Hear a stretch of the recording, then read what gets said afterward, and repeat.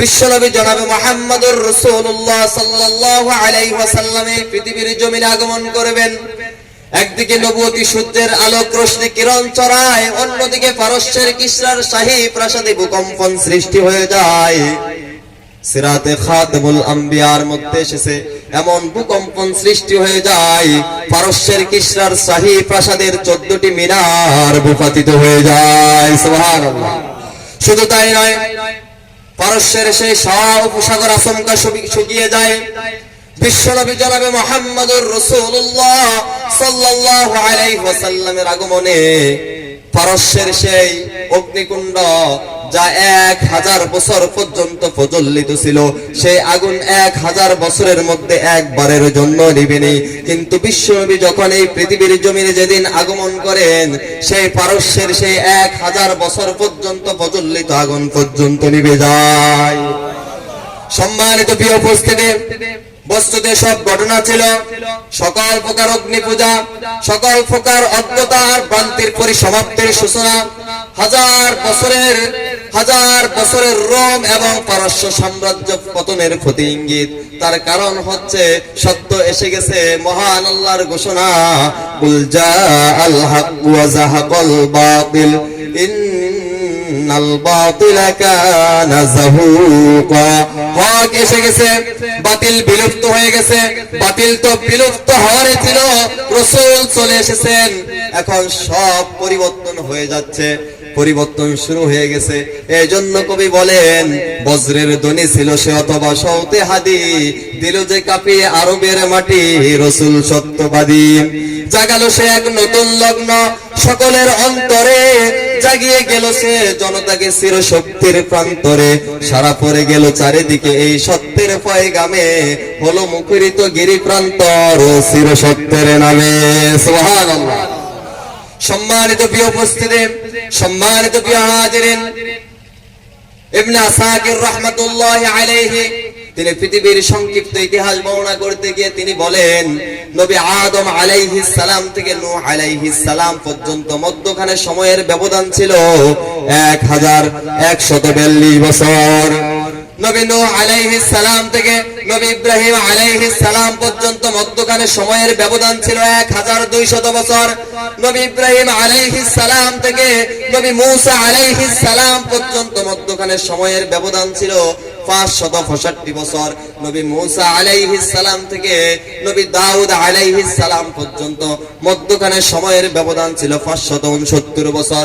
নবী দাউদ আলাইহিস সালাম থেকে শুরু করে নবী ঈসা আলাইহিস সালাম পর্যন্ত মধ্যখানে সময়ের ব্যবধান ছিল 1335 বছর।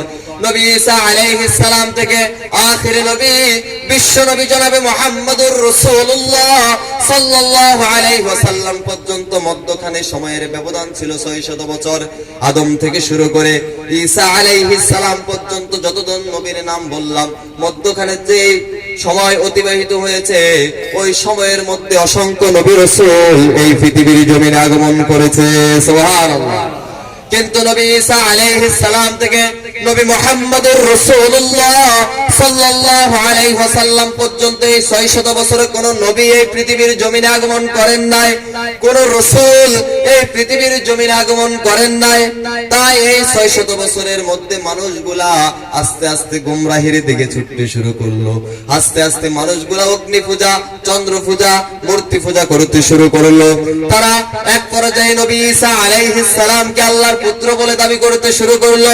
শুধু তাই নয়, তারা সকল প্রকার যুদ্ধ, বিগ্রহ, মারামারি, কাটাকাটি, জিনা, ব্যভিচার, অন্যায়, অবিচার, সকল প্রকার পাপ কুঙ্কিলতার মধ্যে তারা যখন হাবুডুবু খাচ্ছিল, ঠিক সেই সময়ে 570 খ্রিস্টাব্দে 12 রবিউল আউয়াল মতান্তরে 9 রবিউল আউয়াল এই পৃথিবীর জমিনে আগমন করেন সর্বকালের সর্বযুগের সর্বশ্রেষ্ঠ মহামানব, মানবতার মুক্তির দিশারি, মানবতার মহান শিক্ষক, সাইয়্যিদুল মুরসালিন, খাতিমুন নবিয়্যিন, নবী মুহাম্মদুর রাসূলুল্লাহ সাল্লাল্লাহু আলাইহি ওয়াসাল্লাম এই পৃথিবীর জমিনে আগমন করেন।